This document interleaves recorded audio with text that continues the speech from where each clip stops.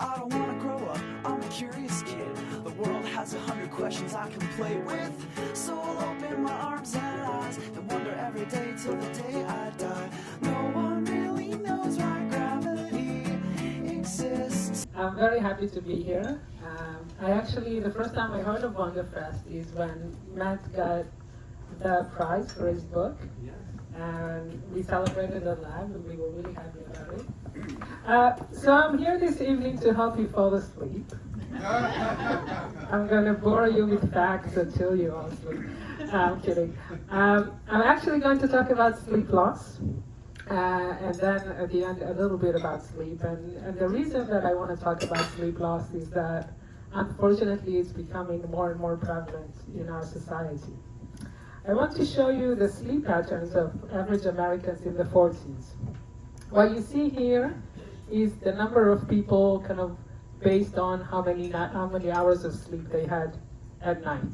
And you can see that about half were sleeping 8 hours, and the recommendation for healthy adults like us is 7 to 9, so right in the middle of that. And only about 11% were sleeping less than 7 hours, so less than the minimum recommended amount. Now, if I fast forward to the 90s, you see a shift towards shorter sleep. The number of people now sleeping 8 hours, kind of the middle of the range, is cut by half. The number of people sleeping less than 7, so less than the recommended minimum, is now tripled. And we're seeing the same patterns kind of not really changing until today. I also pulled up the latest numbers of 2020. What you see here is the number of people sleeping less than the minimum 7 hours across the US. We are in the less sleepier side here in the West, as you can see. Another reason why the West is the best.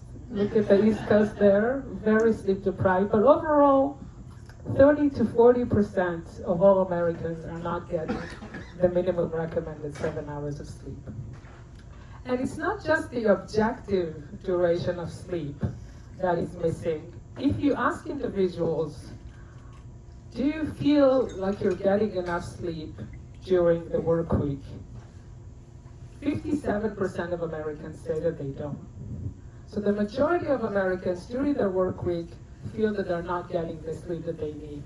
Because you might be sleeping, 6 and 45 minutes, 6 hours and 45 and still feel okay with it. But when you ask people subjectively, you also see that they feel like they're not getting the sleep that they need. And you really don't need much to feel the effects of sleep loss. We are all part of a global sleep loss experiment every year, known as daylight saving time. Every year in March, we go to sleep, and somewhere around 2 a.m., the clock springs forward and it becomes 3 a.m. And I think a way to make daylight saving time more popular is actually to do it during the working day. So 4 p.m. suddenly becomes 5 p.m. and you all go home. I think it would make it immensely popular. But for some reason, they choose to torture our sleep instead.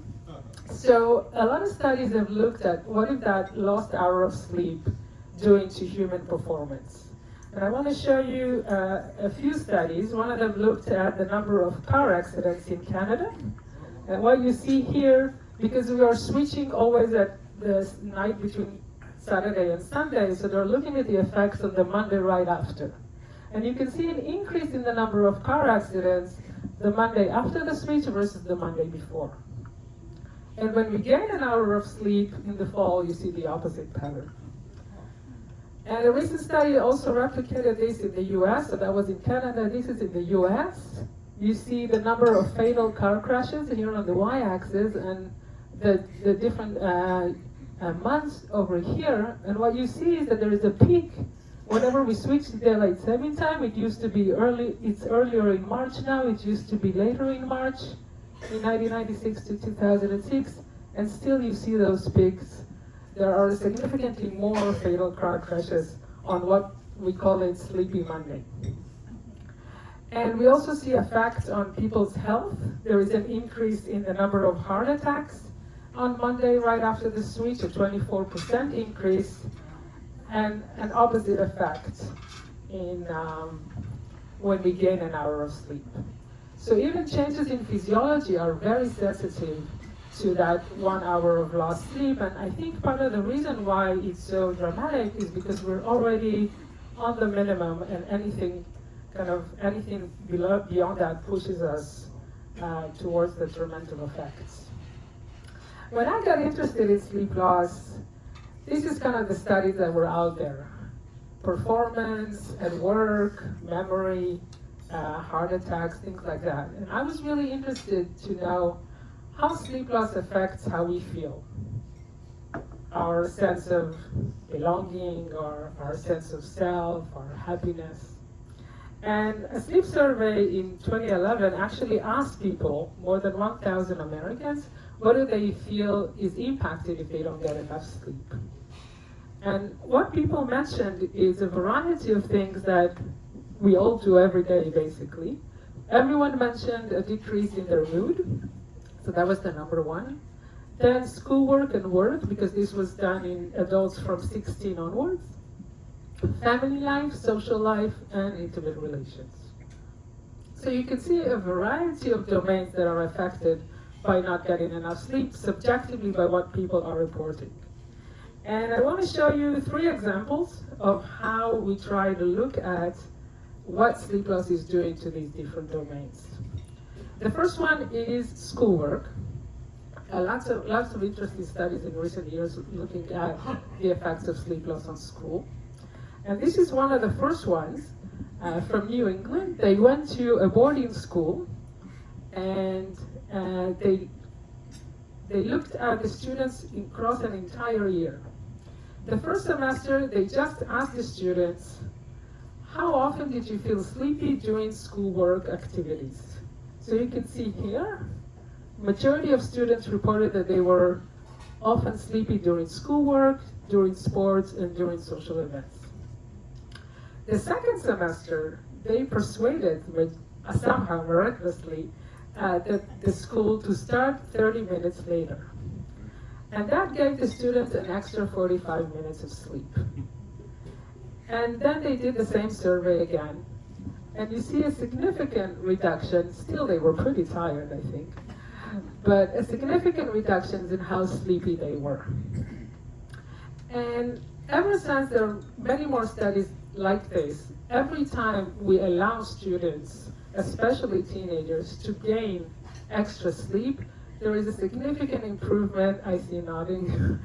Yes, this is significant. I know it from personal experience, but we also have the evidence to show that there is a significant improvement in mental well-being, in academic performance, even in safety in terms of those that are able to drive to school. There's a huge reduction in the number of car accidents when teenagers can sleep more.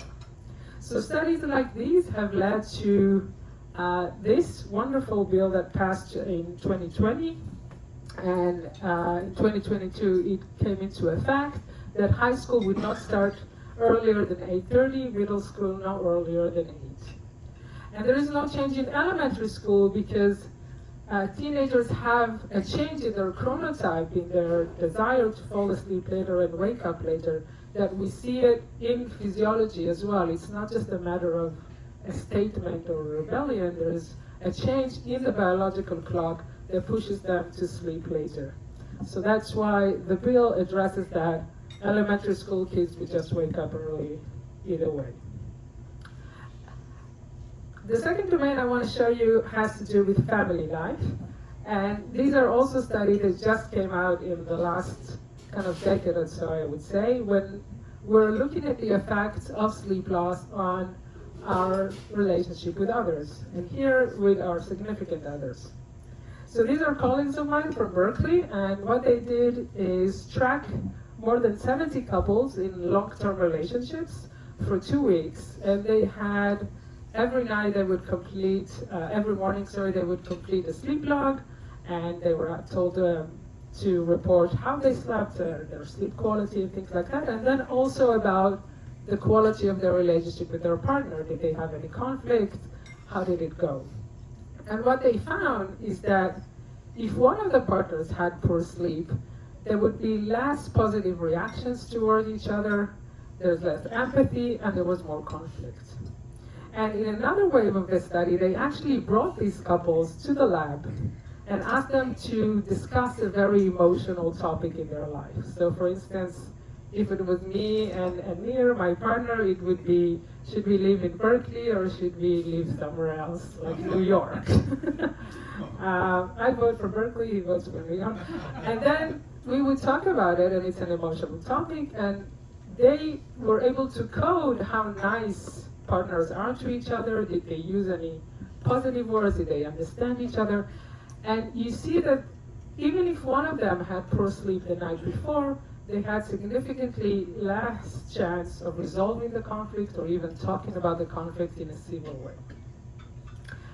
And a lot of these, more and more studies like this show a really dramatic effect of sleep on relationship quality, and there are now books that are trying to help people understand the importance of sleep to relationship quality. Have you heard of a sleep divorce? A sleep divorce was actually popular in the Victorian era, where everyone had their own room or at least their own bed. And then it became something that people kind of think of as old, traditional, and this was a move towards sleeping in the same bed. But there's actually evidence that if one of the partners has bad sleep, it can actually make the other partner sleep worse as well. So instead of having one cranky partner, now you have two cranky partners. So a sleep divorce, if one of the partners, for instance, has snores or has some problems with sleep, this could be a really good solution where the other partner can get good sound sleep and be a better partner to the other the next day. And if you're interested in learning more about this, Matt Walker has a podcast on sleep, and he interviewed Wendy Troxel about relationship and sleep problems, and it's a great episode. So I like it that we're just starting to talk about relationship quality and sleep, and there's already so much coming out of it. The last example I want to talk to you about before we move to my studies is how we're seeing sleep quality affecting the workplace. Here, there are studies that were done by Christopher Burns, our colleague at University of Washington, and they tracked teams, the leaders and the employees, the employers and the employees, again, for several days, sometimes even a year, and they tracked their sleep and how they felt that their relationship was going on between them and their people they work with. And what they found is that if the employer had worse sleep or less sleep than they usually do, they were actually more hostile toward their employees. And also, the employees themselves sensed that their boss is just less charismatic than usual. And we will keep seeing this kind of bi-directional effect that when someone is losing sleep, it's not just their behavior that changes, it's the behavior of the people that come into contact with them that changes as well. We'll see that again and again. And when we look at the workers themselves, if they had worse sleep than usual or less sleep, they were more hostile toward each other and they were less helpful. So they would steal credit for someone else's work, and they would be just less offering to help. And also, they perceive the quality of the relationship with their boss as less satisfying. So, and what's really interesting also, I'll just note, is that none of them, not the boss or the employees, had any idea that it was their sleep that changes something in the way they see the relationship or their satisfaction. So there's something about sleep loss that is kind of in the back of our head. We don't really notice that it might be affecting so many aspects of our lives. And I wish I had a slide now where all bosses realize the importance of sleep and everyone's flexible and there's nap rooms everywhere, but not yet. I hope so. I know that some companies in the Silicon Valley have nap rooms, but that's the best we can do so far. So what I've shown you until now are mostly what we call behavioral results. We kind of track a group of people, see their sleep, see how their behavior change. And when I started going into sleep, I really wanted to ask, why is that happening? What is happening in the brain or in the body that is changing without sleep and is driving these changes in our behavior, in our emotions? And one of the things I really wanted to show is that sleep loss has a causal effect on how we behave. So what you often see with sleep is that if we have poor emotional or social function, if we have cases of anxiety or PTSD, we have issues with sleep. This we know and we have plenty of evidence for. But is it also true that if we take someone healthy and we strip away their sleep, we start seeing these issues with social and emotional function emerge? So we really want to show that sleep loss is not just a symptom of something pre-existing, it is actually driving change in emotion and social behavior. And these are, these are the studies that I wanted to do in Berkeley. And I want to show you two examples. One of them, we studied the association of sleep loss with loneliness, and the other one with anxiety. And if something is not clear, please feel free to ask during the talk. So the first one we focused on was loneliness, and loneliness, a bit like sleep, is something that we are more and more aware as a society, how prevalent it is and how detrimental it is to human health. And like sleep, every now and then there is a huge survey trying to ask about loneliness in the American society. In '85, this kind of survey reported that 10% of Americans reported having no close friends. So they don't have anyone they feel like they can talk to. And 20 years later, that number went up to 25%. So 1 out of 4 Americans reported having no close friends. Today, in 2018, a few years ago, a survey found 40%, especially young, by the way, that felt isolated and no longer close to anyone. And the reason that loneliness is becoming more and more important, as I mentioned, is that it has such negative effects on human physiology. If you try to quantify the negative effects of loneliness on health, it is equivalent to smoking 15 cigarettes a day.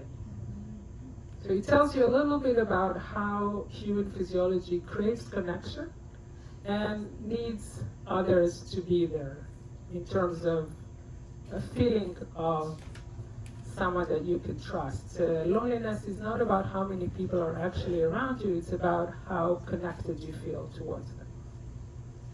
And by the way, loneliness has a stronger risk factor for some diseases than obesity.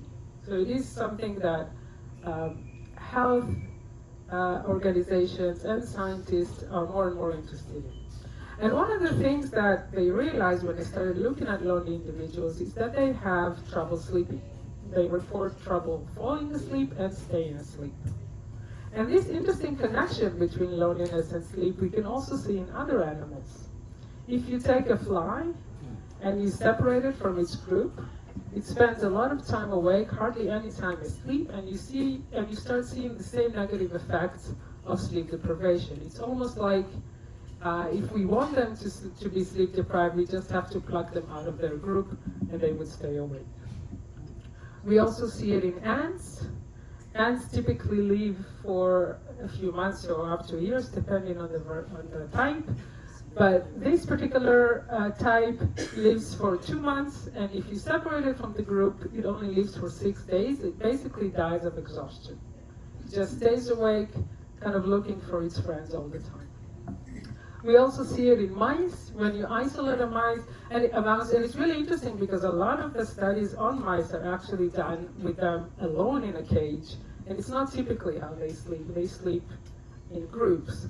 And if you isolate a mouse, you see that they spend a lot more time awake, and you also see differences in the type of slow wave sleep that I'll talk about towards the end. You see a reduction in the amount of deep sleep that they're able to get. And I think if you think about, I don't know, the first time you go to a new place, to an Airbnb or a hotel, there's something about that new environment that keeps you slightly more awake than usual. And I think it has to do with this sense that if you are chronically lonely, you never really feel safe enough to fall asleep. So in our studies, we really wanted to see how sleep loss affects this sense of social connection. We had 18 participants, all undergrads at Berkeley, and we asked them to come to the lab twice. Once they got paid to sleep, which I think is a dream job. And the other time they had to pay for it by staying awake all night. And they really think it's easy because they do it sometimes for school, but then we tell them that they can't have any coffee. And when they realize that they have to go out throughout the entire night without coffee, then they become really miserable and they kind of regret signing up to the study. So we stay with them for the entire night, making sure they're awake. And after each session, we looked at what their desire is for social connection by using this task. It's called social distance. We actually did it before COVID. After that, everybody knew what it meant, but before no one knew what it meant. And in this task, so imagine this is kind of the subject and this is the experimenter. The experimenter would walk towards the participant, and the participant would have to tell us when they would like the experimenter to stop. So if they're interested in social connection, they let them come pretty close. If they're less interested, they ask them to stop further away. And I'll remind you that every participant did this twice, with and without sleep. So some people might like others to come in close, some not, but still we're always checking within the same individual, only changing the sleep parameter. We also wanted to see what in the brain might be changing because we're looking for the factors that are affecting sleep loss in terms of social behavior. So we have them lie in the scanner and we ask them to look at videos of social approach. So what you see here is an example. They saw men and women roughly the same age as them walking up towards the camera. Yes, this is like a horror movie. I study emotion, and this is one of the most emotional tasks I ever used. So they saw that in the scanner, and then after that we also had an interview with them. I'll show you an example. We just we sit with them for like 10-15 minutes asking different questions. Again, sleep and sleep deprived. Let me show you an example. I hope the volume would be okay. Think about social media. Can you hear? Oh, I don't really think much Can you hear? Yes. about it. I have a Twitter, a Facebook, a Tumblr, a Reddit account. Yeah, I guess I don't have a Twitter. Did I say I have a Twitter? I don't have a Twitter. I don't know why I said that. I don't really think much of it. So just a show of hands, who thinks that this lovely subject had a night of sleep before the interview? Unanimous. All right. I'll tell you the results in a bit. Stay tuned.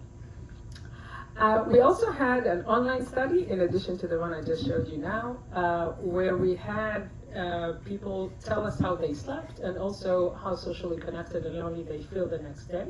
And they did this for 2 nights. And first, what we saw in this study, I'm sorry about this little mic. All right, thank you. Sorry, the P was going there. What we did is we split our participants into those that had a worse night of sleep or a better night of sleep out of the 2. And then we looked at whether there was a change in their reported loneliness. So 0 here would be that there's no difference in their loneliness, whether they slept worse or better. And what we found is that those that had better sleep actually reported feeling less lonely versus those that had worse sleep. So this is before even looking at the brain results. We're just seeing that sleep quality, by the way, here it's not sleep duration, it's how well people slept, had an impact on how lonely they felt the next day. When we looked at our social distance task, we found that after a night of sleep, participants let others coming pretty close, within arm's reach. But after sleep deprivation, there was a significant increase in the desired space that they asked for 18 to 60% greater distance relative to the same individuals after a night of sleep. And then we looked at the brain, we looked at the different videos that I showed you, and how did the brain react to these videos following sleep deprivation. What we saw is that regions of the brain that typically monitor the environment and try to understand who's around us and who's approaching were actually a lot more active after sleep deprivation. So if you think about this imaginary bubble of personal space that we have around us, it just becomes bigger when we're sleep deprived. And to make things worse, a different network that actually helps us understand what other people might want or need was significantly less active following sleep deprivation. So we got this bidirectional impact where we need to keep more distance from others, and we're also less able to understand what other people might need or want from us. So that told us that the sleep-deprived individual is less interested in social interaction without sleep. It doesn't really tell us anything about other people that come into contact with someone who's sleep-deprived. Do they care if you slept or not? Does it change the way they would interact with you? So to answer this question, we used the interviews that I showed you.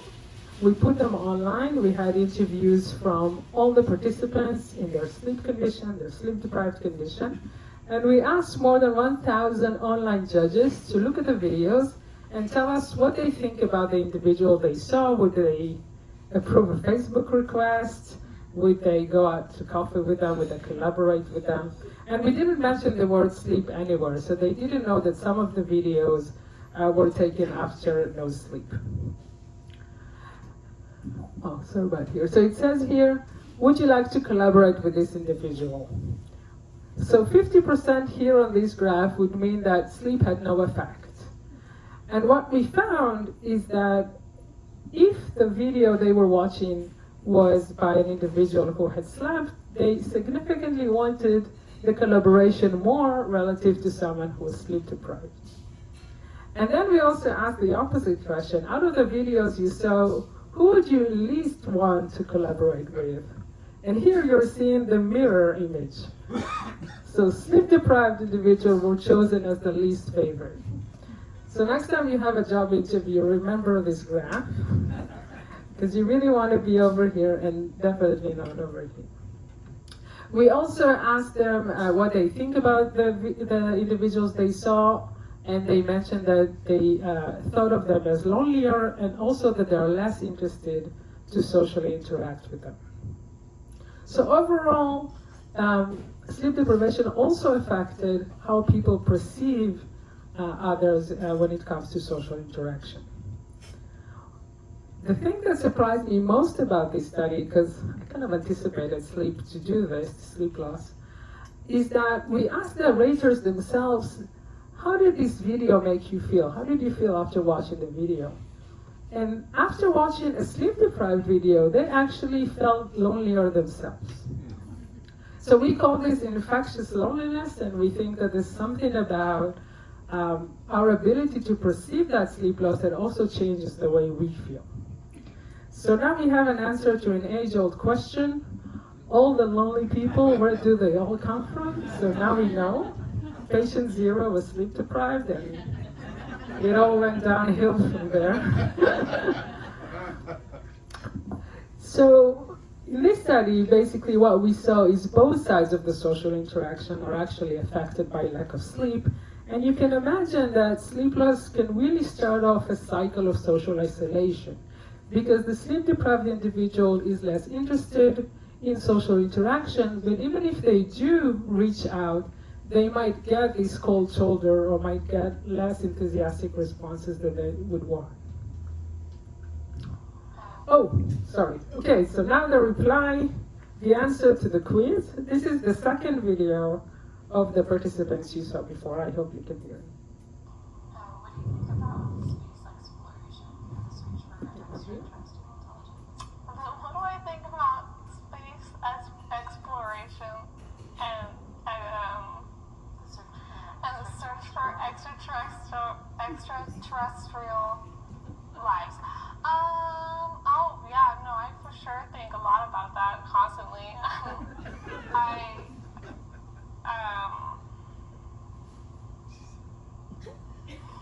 I'm sorry, I believe in aliens, and for sure, I think that if we continue to try, I think space exploration is important, for sure. Does anyone want to change their answer now? I just want to make sure, when you're suffering from sleep deprivation, do you also fail to cast a shadow? We just put the light on better. Well, you see this video, so this is her sleep deprived video. And you can really see the struggle to even remember the question. Did you see that? So every now and then it's just, what am I talking about? What am I doing here? And you see that a lot when it gets to be like 5, 6 a.m. that it's really hard to keep information in mind. It's really hard to concentrate. And in addition to that, you get that jittery, negative mood where they really just don't want you to be there. And bravely, the scientists like myself face this and take them to the scanner. And the second study that I want to talk to you about is one when we focused on anxiety. Anxiety, kind of like loneliness, is a subjective sense, but it has more to do with our inability to regulate emotions. So think about worries and sort of catastrophes that go on in our heads, and we're not able to stop them. And anxiety and sleep loss have a really strong connection. People who suffer from insomnia are twice as likely to develop an anxiety disorder. So we know that there is something there, but we don't really understand why. What is it about sleep loss that can trigger this sense of anxiety? We had a similar setup to before. We measured anxiety. We had, again, students stay up or go to sleep in the lab, and then we measured anxiety again, and we had this time a different video played out to them, more emotional, to kind of trigger activity in emotional brain regions. And first, in terms of anxiety, what we found is they had relatively low levels of anxiety after a night of sleep. This is always measured in the morning, and up to a 30% increase following sleep deprivation. So just one night of no sleep really triggered a significant increase. And in the questionnaire that we use, there is a cutoff that determines when it becomes clinical anxiety. And after one night of no sleep, 50% of our pool was above that line. It's really, you don't need a lot to really push that anxiety envelope up. And when we looked at the brain, we were interested in two specific regions that are very relevant for emotion regulation. One of them is the amygdala. It's a nuclei deep in the brain. We have two of them, left and right. And it's very active whenever something emotional happens. So, I would say in ancient time it's probably a snake. Today it's probably an email from our boss, or a traffic when you don't expect it. Something that really changes or rattles us a bit. The second region we were interested in is the prefrontal cortex, right behind our eyebrows, and we're really interested in the activity of this region with and without sleep. What the prefrontal cortex does is really kind of the CEO of us, of ourselves, I would say. It helps us plan, think ahead. It helps us regulate our emotions, our needs. And one of the key connections between the prefrontal cortex and the amygdala is very relevant for regulating emotions. So if you were to track the activity of the prefrontal cortex and the activity of the amygdala, the more they are in sync, the more a person is able to regulate their emotion. So think about the prefrontal cortex as kind of like the brake. Whenever the amygdala starts ramping up, there's something that is down-regulating the amygdala activity. And when we look at this connectivity in cases of anxiety and PTSD, we see a significant disruption. So whenever we're able to restore this connection, we're getting calmer and more emotionally regulated brains. So we looked at these two regions, and what we found is that the amygdala after sleep is of course active because we were showing emotional videos, but it's significantly more active after a night of no sleep, up to 60%.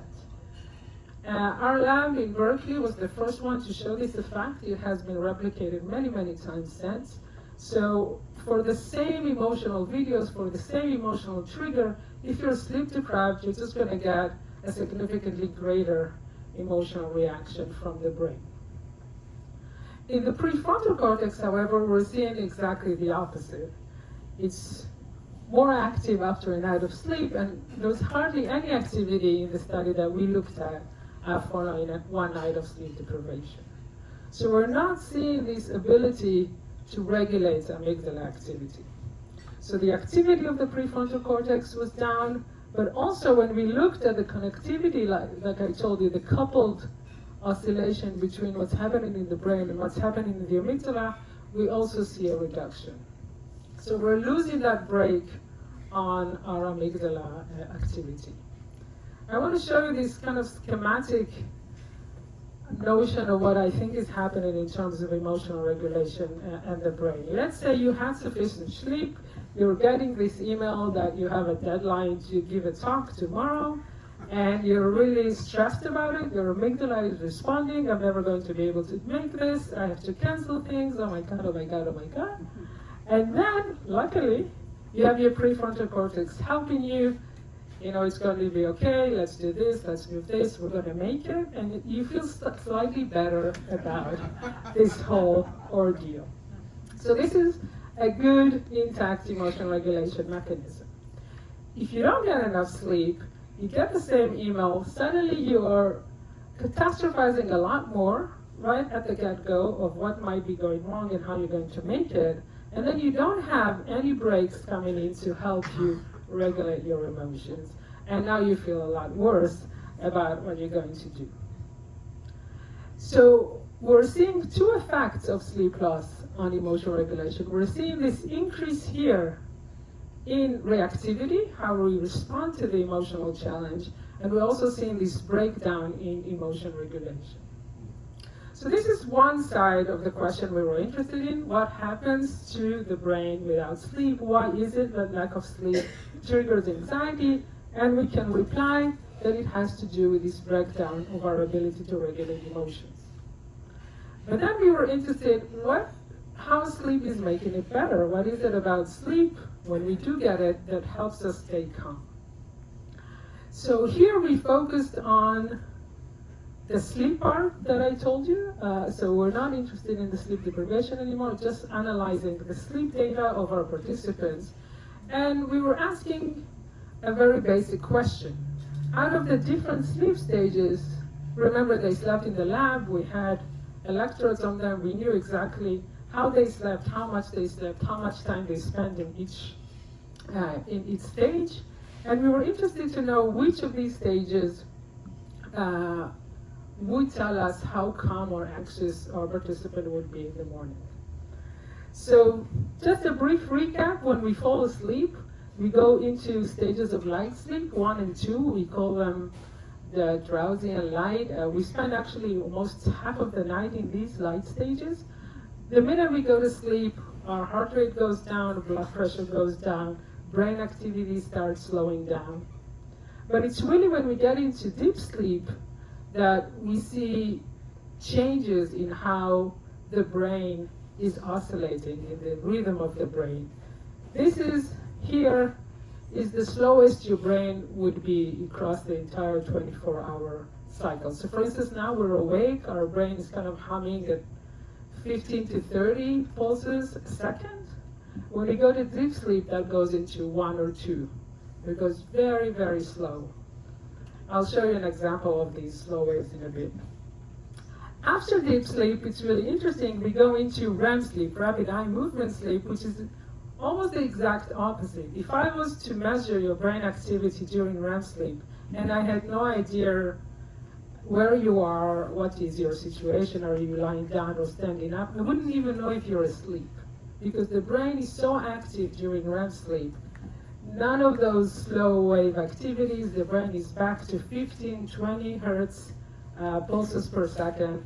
We're getting the eye movements, we're getting increases in heart rate.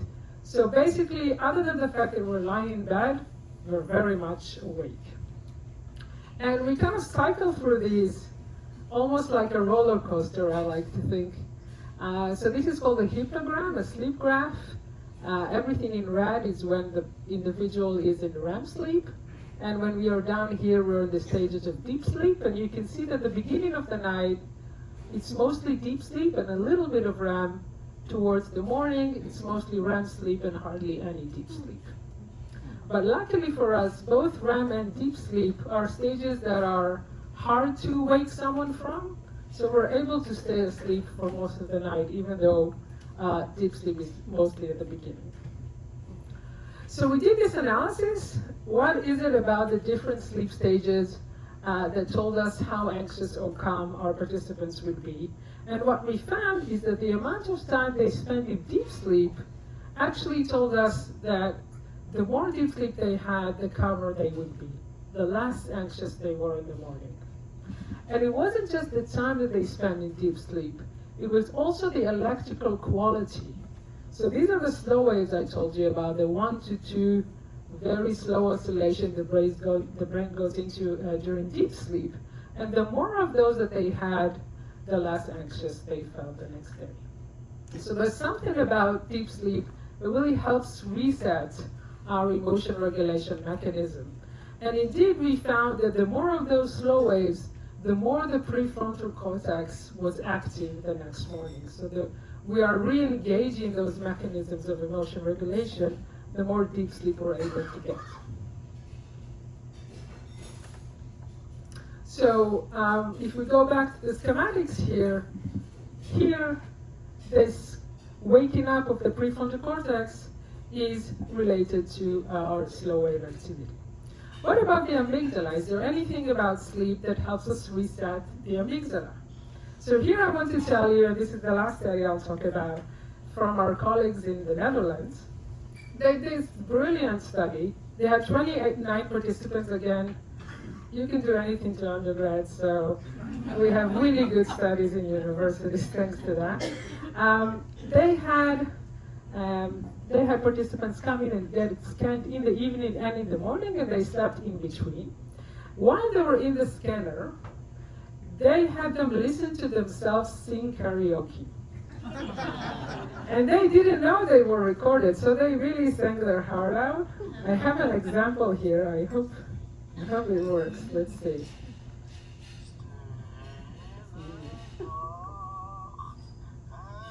It's Dutch, but you can hear how bad it is. Painful.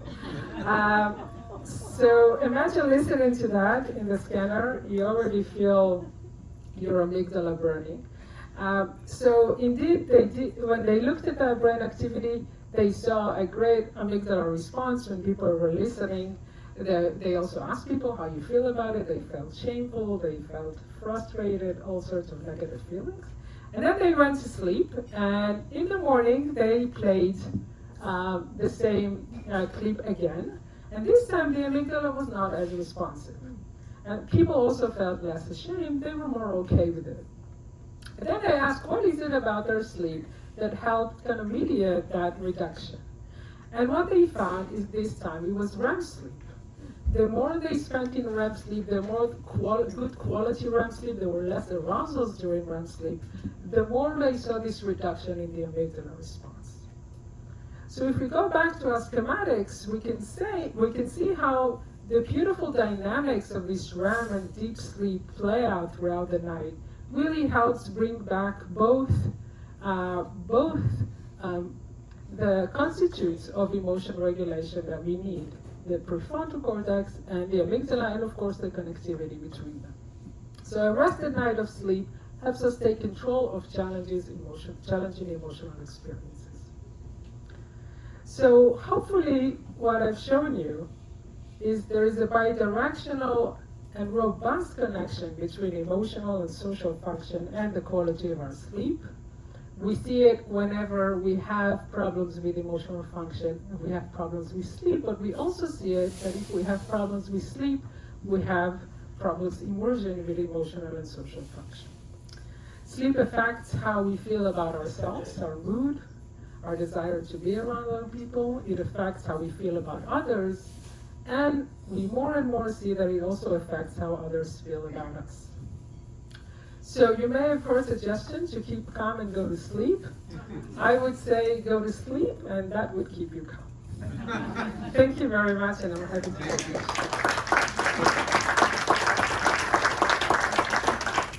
And you can follow me if you're interested. This is my website and on Twitter. I'm kind of active there. I wish I could move to a different platform, but I'm still there.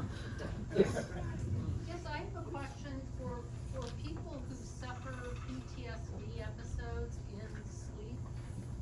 What level are they 1, 2, 3, or it would seem 4 REM sleep?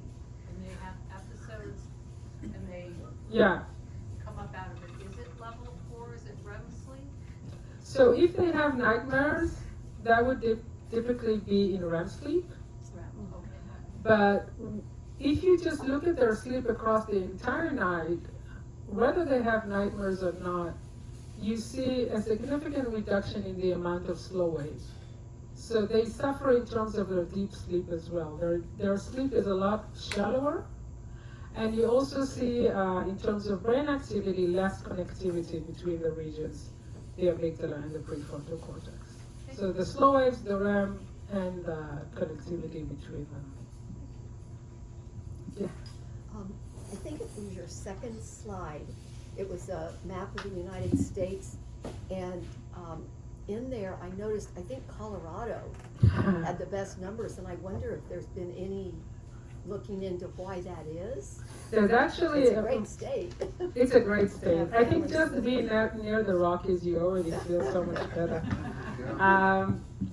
So there's actually a great sleep lab in Colorado. It's still 30%, so it's still high, but you're right that it's one of the best. There's actually a really great sleep center at Boulder, and Boulder, of course. of course. And they did a study where they took students camping for a couple of days. And so the fact that they were out and there's no electricity and that they were active during the day, they had so much better sleep than the week before. So they compared the camping versus, and they also showed that just going camping and being exposed to light during the day, because even if we are indoors and there's light, it's nothing compared to the sun. The sun is, the level of radiation we get from the sun, the level of flux we get into our eyes, just so much bigger outside. Even if it's a cloudy day, much bigger outside than inside.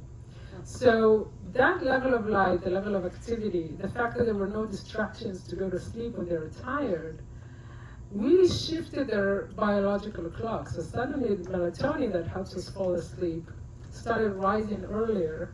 They fell asleep earlier, and they slept almost without interruption the entire night. So it is a good place for sleep if you go camping. Just one more add-on question to that. So if they were out camping, that meant there was a lot of interaction also with others, right? Yeah, yeah. Because that feels Yeah, but there's something about the air, the negative ions. social interaction that I don't think is as addictive or as problematic as certain media. For instance, do you know that, I don't know if it's the current CEO of Netflix or the one before, they said that they wage a war on sleep. Because for them, the more you watch, the better, of course. So they automatically start a new episode, so you wouldn't even have the chance to realize how tired you are. With human interaction, you see, and it's just easier to stop. Yeah. Thank you. What's the deal with Hawaii? What's the deal with Hawaii? Yeah, and the other dark one, I don't know. West Virginia. Is it Yeah, I don't know what's the deal with Hawaii. It's actually a very peaceful place. You'd think. You would think. There was a question here? Yeah. First of all, thanks a lot for a very good presentation. This is a good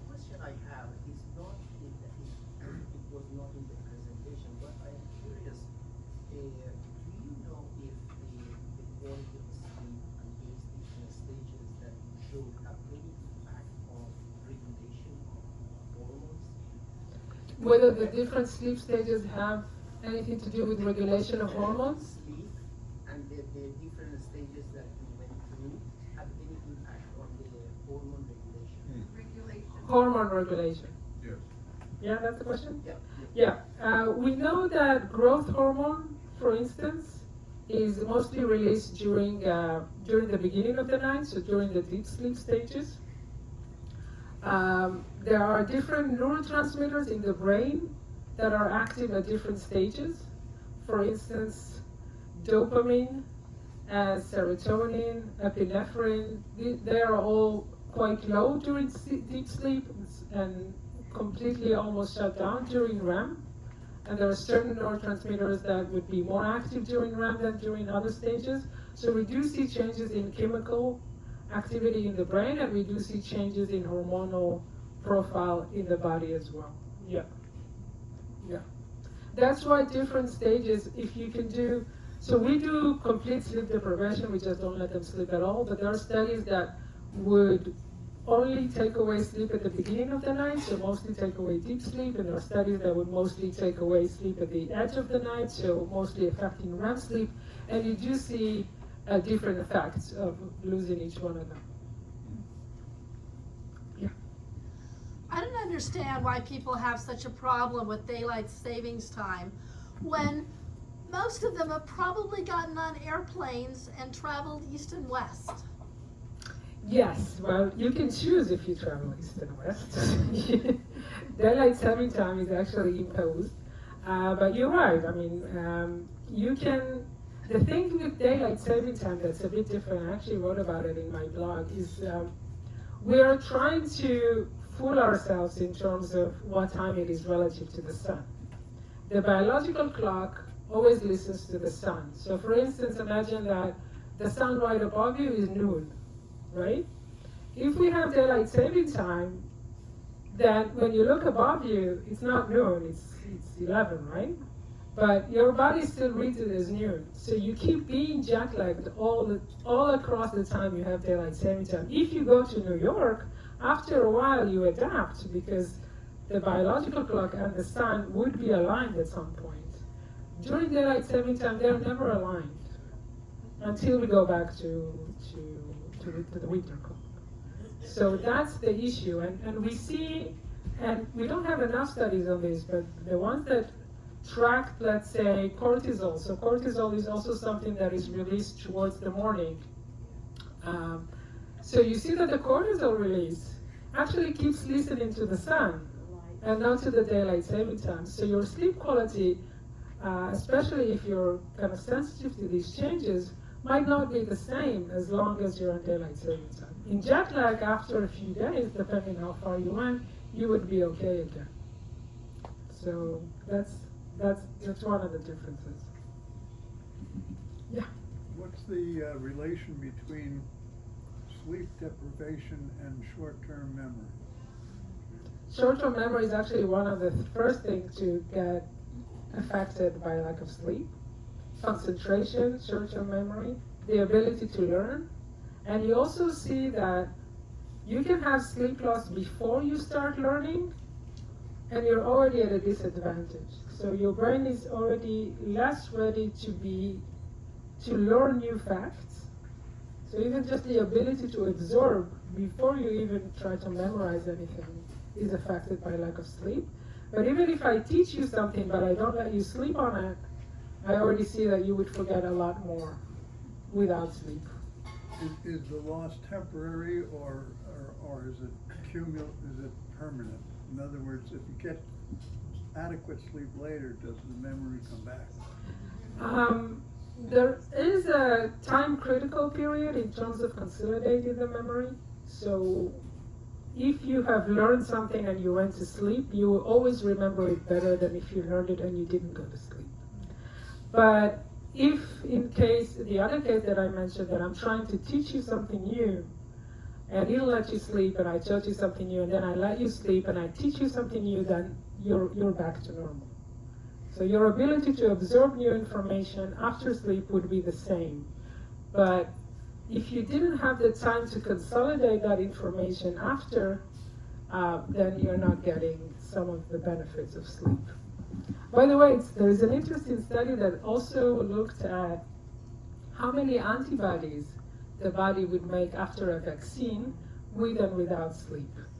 And we see a similar effect. If you're not getting sleep right after a vaccine, even 6 months later, you would have less antibodies than someone who had. There's something about, I always like to think about sleep like, let's say you're always walking around with a video camera. The only time you edit this information and you go offline is during sleep.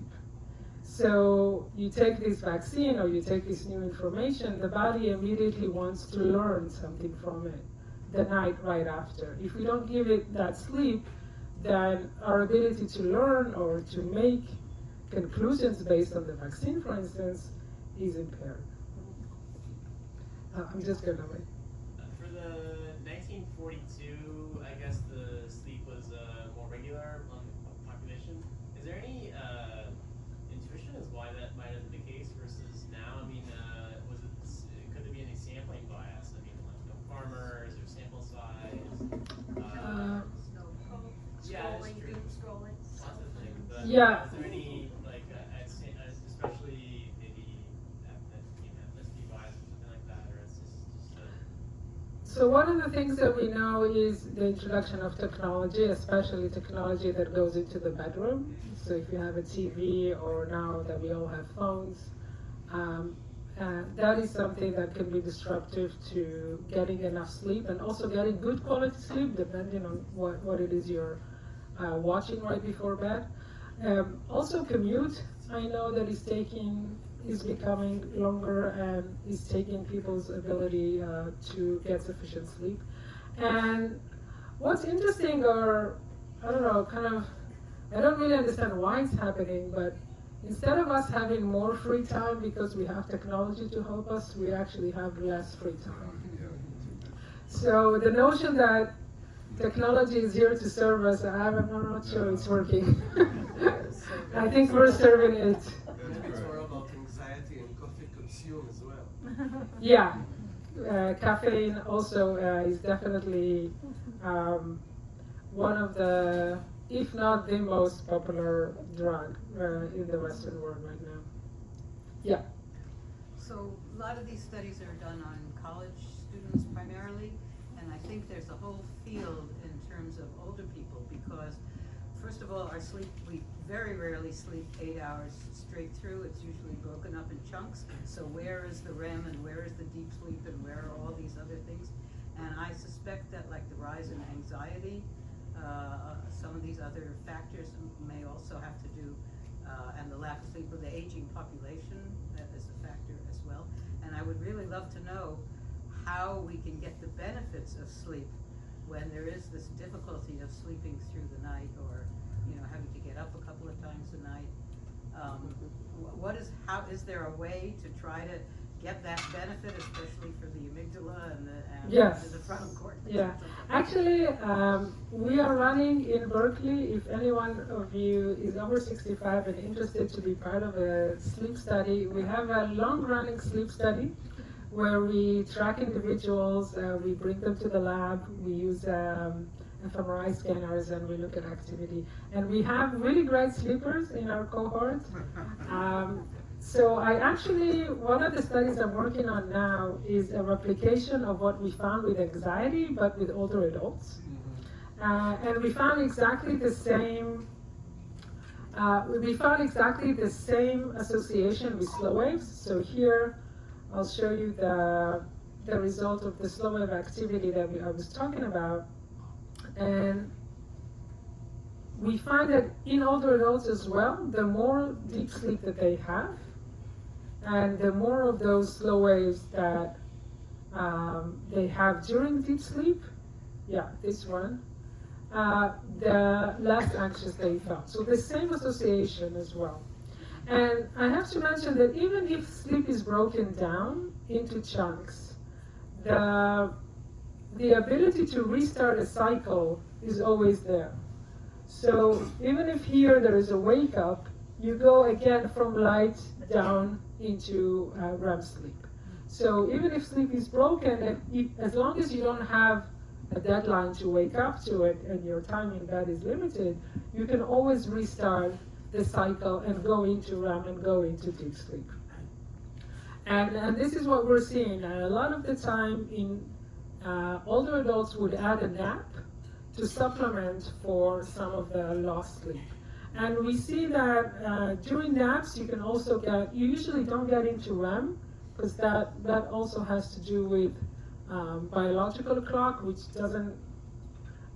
just not helpful during the day for REM sleep, but you can definitely get into light sleep and deep sleep during some of these naps if they're like 90 minutes long. So there are ways to, I would say, compensate for the fact that sleep is less continuous during the night by either adding a nap or just allowing for more time in bed if you're able to fall asleep again. And please write to me if you're interested in the study. Yeah. Speaking of interrupted sleep, is sleep apnea? So we're seeing the same, with sleep apnea, what we're seeing, sleep apnea is there is a collapse in certain parts of the pharynx, of the throat, that just restricts the airflow during sleep, especially during deep sleep. And the brain is becoming starved for oxygen because air is not coming in, so it just wakes the individual up. So there's like mini wake up all across the night. My mom has sleep apnea, and when she did her study, after years of nudging her to do the study, she wakes up, what was it, twice a minute for the entire night to just gasp for air. She has very severe sleep apnea, and now she has the CPAP machine, and she sleeps beautifully. So what happens with sleep apnea, we are actually seeing the same effect as sleep loss in terms of risk factor for anxiety, for depression, for diabetics, for high blood pressure. So if you get a sense that you wake up in the middle of the night gasping for air, definitely have a test. It's really easy, and the CPAPs today are so quiet and wonderful, and there's really no reason to suffer from it. Yeah? How does sleep aids affect different sleep cycles, like medications? So sleeping pills are more like sedation than sleep. We don't necessarily see all the oscillations that we would expect to see during natural sleep. So they might be helpful for short term, especially even more psychologically in terms of I'm able to shut down for a while. But long term, we don't see any benefits in terms of, and there also might be, some of them might be addictive as well. You had a question, sorry, before. Should we get our vaccines in the evenings? No, that's a great question. So there's actually, if he ever comes by, you should invite him. Sachin Panda is from UCSD, from San Diego, and he studies the effects of circadian clocks on medicine. And there's actually a lot of evidence that we can better time certain medicines to sleep and to the circadian clock. For instance, blood pressure medications. Because there's such a huge drop in blood pressure when we go to sleep, some of them might be more helpful at different times of day. Same thing about diabetes, and yeah, so absolutely. I mean, the most important thing is just get a really good night of sleep after. That's as much we know. Yeah. I have a number of grandchildren in college, and two of them are thrilled that their libraries at their universities are open 24 hours a day, and they're studying till 2, 3, 4 in the morning because they can. And I'm trying to convince them that that's not a good plan for college students. I'm not very successful. As a matter of fact, I'm failing. What would you recommend for college students, or how would you persuade college students to try and get 7 hours sleep a night? That's a great question. I have research assistants I'm trying to convince, and I'm not sure I'm doing a good job. Well, there are a lot of studies actually showing that the difference between getting an A and getting a B or a D really depends on how much sleep you're getting. I think what I would tell them is that beyond a certain point, the brain doesn't register information anymore. So they're basically wasting time. They think they're learning, but they're not, their brain is beyond capacity to learn. After 16 hours, more or less, our brain needs to shut down and process. So I think, and maybe that would even convince me, because as a student, I used to do these things as well, is that try to protect what you already learned, because you're not learning anything new. And by not sleeping, you're also not protecting what you already learned. So you're basically losing instead of trying to win. So I hope that would convince them. Yeah. So on the other end of the age spectrum, I have a 6-year-old grandson, and my son spends about an hour trying to get him to go to sleep at night. He hates sleep, and he has night terrors. And you know, I'm just wondering what kind of connection between the amygdala and the not developed The prefrontal cortex. and, you know, that whole kind of thing with the 4 stages of sleep, and maybe what insight you might have. So interestingly, night terrors actually come from deep sleep. So when the difference between night terrors and nightmares actually like have a narrative. They're more dreamlike. Night terrors are just this really intense, strong emotion. And typically, if you ask the child, they don't even know why. They're just really afraid. It's more like an anxiety attack than a dream. They do go away, and I understand why it would be scary to go to sleep knowing that that's waiting. But it is something that typically doesn't stay, and we don't see it beyond, like in older adults or young adults. I think that the notion of a sleep ritual or a wind-down routine is very important to try and make it a more cozy and friendlier process. Yeah. Yeah, I'm sure they do that. I'm just wondering, is there anything between the amygdala and the... So that has less to do with emotion regulation. It's more of this outburst of activity in deep sleep that doesn't really belong there. Yeah. Maybe lucid dream can help. Lucid dream at 6 years old, I don't know if they can do that. Yes. Yes. I wondered if anyone is doing or plans to do any intersection of sleep and how people are eating, exercising, things like that. And like maybe seeing what, wearing a CGM, a continuous glucose monitor, and seeing what bloods, you know what I mean? We actually published a study on glucose spikes and sleep. And as you can imagine, worse sleep quality was related to more spikes and also higher spikes. And there's a lot of work also on the beneficial effects of exercise on sleep, specifically, by the way, on sleep quality, on the ability to stay asleep, more so than how much we sleep.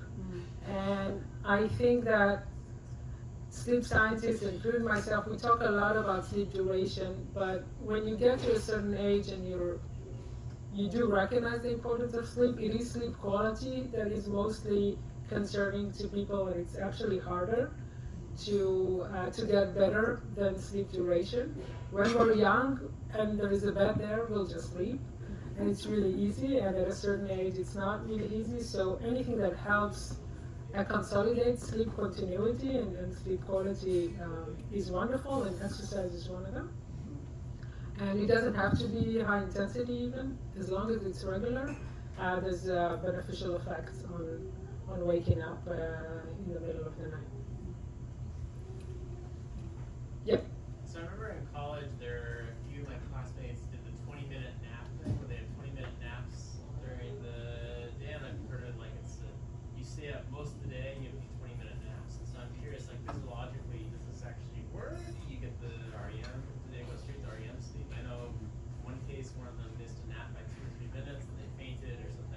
there. It's great. What is how? So they didn't have a long bout of sleep, only naps?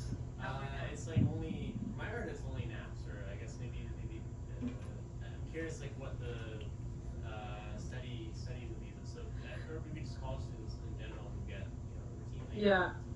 Naps on their own can be very beneficial for memory and for mood as well, creativity as well, but they don't replace a long night of sleep. And the reason is that there is something about this interchange of going from deep to REM, from deep to REM, from deep to REM, that is really beneficial for learning, for emotion regulation, for immune function, for everything we know that sleep is doing.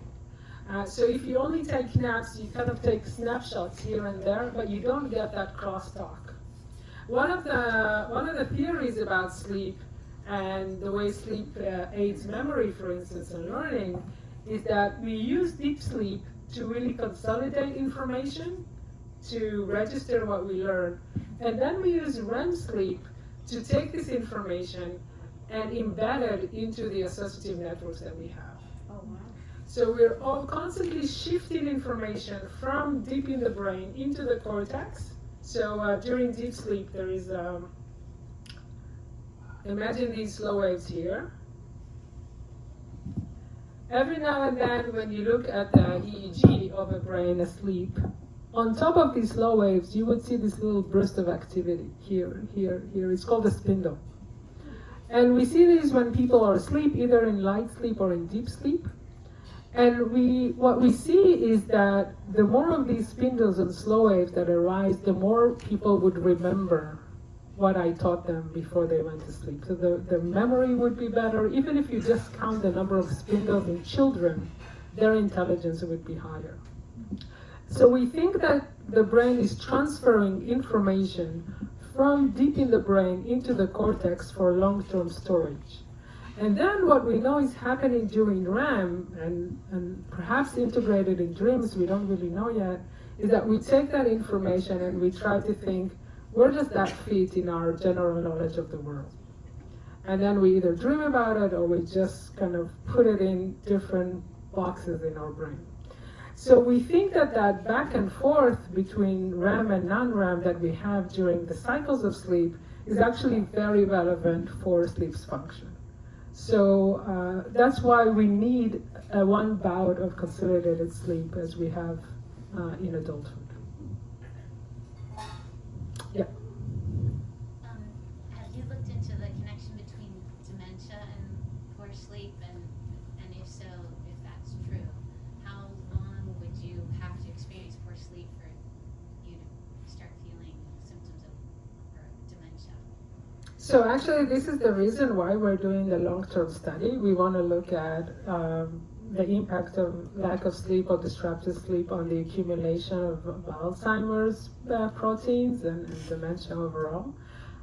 In our study, everyone's healthy, but even if you're healthy, you can have proteins that are known to be associated with Alzheimer's in your brain, like beta-amyloid or tau protein.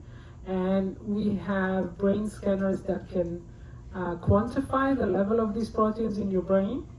And then we found out that the last deep sleep that participants have were also seeing more of these proteins building up in the brain. They're all still healthy, the participants, but we are seeing this connection. In terms of how long, it really isn't a linear path. You can have people that have disrupted sleep and they might develop something that is not dementia, they might develop anxiety or something else, but in terms of cognition they would be okay, and there are other people that with poor sleep might develop something else. So it really depends on the different strength of the functional connections in the brain and perhaps the different vulnerabilities that people have. There are some genetic mutations that make people more susceptible to dementia. So sleep can just be this trigger that pushes you over the edge, but it's not necessarily that poor sleep would always lead to dementia. It just increases the risk. Please ask me a positive question, because I can't end like that. Well, I have no trouble sleeping deep sleep until about midnight or 12:30. Then I'm awake, and sometimes I stay awake for 2 or 3 hours. I just can't get back to sleep. Any suggestion about what to do with that? And when you go back to sleep, then it's okay? It's sometimes interrupted, but it's that middle of the night long. Have you ever tried to go to sleep later? I used to. Since I've gotten older, I go to bed earlier. Because we have sleep pressure building up toward across the day, so of course there is a need for sleep when we're tired. But there's also the biological clock that tells us when it's time to go to sleep. And there's something called melatonin that rises about 2-3 hours before we're ready for bed. And this rise would happen at slightly different times depending on your chronotype. If you're an early bird, it would happen like 6 p.m. If you're a night owl, closer to 9, or anything in between. And it is possible that you're getting kind of a nap because you have all this sleep pressure. You're waking up, but you're not able to fall back asleep until your melatonin rises up. So you can try and wait a bit more and see if you can ride those waves together so you can stay asleep. But I just have to say that it is very, very normal, and it doesn't have any negative consequences that people just wake up and not able to go to sleep. It happens to everyone. And I have noticed, I haven't done formal studies on it yet, but that it is usually the length of a whole sleep cycle. So it's like a wake cycle that sometimes you have to wait the entire 90 minutes. Every cycle is 90 minutes before you can go back to sleep. So I just use it to read and wait for sleep to come back. That's what I do. I also sometimes take melatonin. But melatonin takes time to be effective. So it wouldn't. Okay to take the pill. Yeah, but it wouldn't immediately help you. Yeah. There's a slow release that you can maybe take even before. It's more a comment than a question, but Kaiser has a sleep class, and I think actually it's available to non-Kaiser members. And it's actually half decent.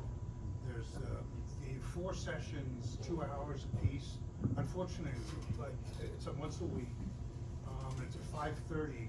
I was telling you we should have it 2:30 in the morning, but anyway, they have it at 5:30. And it's actually pretty good. And you get a pamphlet with it, which is 30 pages long. And some of the stuff you talked about, they recapitulate. And it's full of good advice, but here I am coming to this thing. So it hasn't entirely stuck, but actually they do have a lot of suggestions, one of which what you were alluding to is go to sleep later. And they talk about going, doing it very deliberately, going to sleep later, really trying to get that 6 or 7 hours, whatever is good for you, and do it very deliberately. But I think it's available to non-Kaiser members too. It's worth it. I should watch it. I'm going to be on their podcast next month. I'll toss you a copy. Thank you. Yes, please. Yes. Are we okay with time? Or? We're okay if you're all right. I'm okay. I slept well. Yes. Why do I seem to wake up and sleep poorly when there's a full moon? Now I know that full moons affect tides and that kind of stuff, but why does it affect my sleep? So we actually have done a study. We haven't published it, but we've done a study where we try to see whether across an entire month we see differences in terms of moon phases and sleep. We couldn't find anything systematic. It might be that more people are sensitive than others. One of the reasons I can think of is light, because basically you don't get any darkness, hardly any darkness during full moon, and perhaps if you're more exposed to that, that could shift your melatonin a bit later. It is not a lot of light, so I wouldn't think it should affect too much. But try to do an experiment when you don't really know what the moon phase is, if you can do that and see if you're still finding an effect. Because the knowledge also kind of triggers something about the arousal of the. Dark That's what I curtains mean. would help. Hmm? Dark curtains might help. Yeah, dark curtains, absolutely. Not very popular in America, I noticed, by the way. Every time I go to an Airbnb, it's the first question that I ask. Yeah. Some people claim that they don't dream. Is that they're not getting REM sleep, or is that they just don't remember their dreams? Absolutely, the second. Yeah, everybody dreams, everybody has REM sleep. We know of one individual in the entire world that had an accident that they during war, and we don't see evidence of REM sleep for them, but everyone has REM sleep. If I was to wake them up during REM, they would report a dream to me, but they just don't remember. Yeah. What's the best thing we can do for young mothers who are totally sleep deprived? Is there anything, or should we just sleep with the baby ourselves? So some of my friends found that as a solution. Support. Whenever you can get sleep, get it. Even if it means asking a friend to come over and stay with the baby for a while. What's interesting about parenthood is I've told you for an hour now how lack of sleep makes you lose emotional regulation, makes you not want to be near others. And then there is this period where a parent is so sleep deprived and yet the baby miraculously lives and being loved by all. How is that possible? I think Mother Nature put in place some chemical and hormonal changes that help parents still love their baby even though they're sleep deprived. But the notion, or the only tip, is to really kind of go with the rhythm of the baby. Whenever they nap, you can nap, and as much help as you can get to every now and then get a full night of sleep. That's what we can do. Yeah. Under that umbrella of it's tough to fool Mother Nature, is there any downside to the plus side of coffee every morning? Does caffeine have any negative effects on the brain and long-term tolerance, say, or other negative aspects? There's negative aspects of caffeine if it affects your sleep. So if you digest coffee, let's say it has a half-life of about 6 to 10 hours, so anything after noon can stay in your system before you go to bed. And caffeine actually masks the sense of sleepiness in the brain. So remember I told you about the sleep pressure, that the more we're awake, the more we want to go to sleep. That happens because there is a chemical called adenosine that builds up the more we're awake. When we go to sleep, and especially slow waves, they clear out those adenosines and we feel more alert. What caffeine is doing is actually kind of putting a band-aid on that adenosine, telling the brain there's no adenosine, everything's fine, there's no adenosine. The adenosine keeps building up, it doesn't clear it away. So that's why you have the crash after, because suddenly you have so much more adenosine and that sleepiness wave comes at you.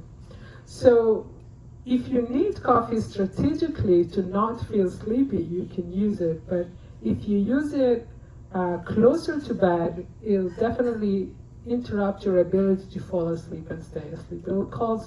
It'll make you have more arousals, and it'll just make it harder to fall asleep. Do you drink coffee? I don't drink coffee. You will find very few sleep researchers who drink coffee. Well, I'm going to tell you something. We know the effects. I have to say I'm also someone who even very dark hot chocolate can bring my heart rate up. So, I know to stay awake. All right, maybe last question? Yeah. You talked about the importance of the interplay between deep sleep and REM sleep, and you have a graph there where the interplay is about an hour or maybe 2 hours.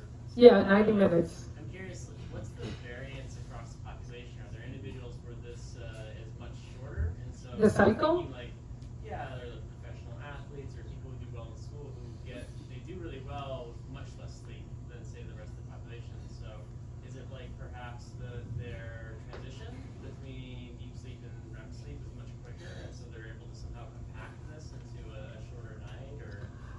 pretty well established across the population. It's just like everybody does it. We don't see systematically that certain groups need less sleep than others. We do see that the length of the cycle, which in adults is 90 minutes, changes across the lifespan. When you're a kid, your cycle is shorter and it gets longer.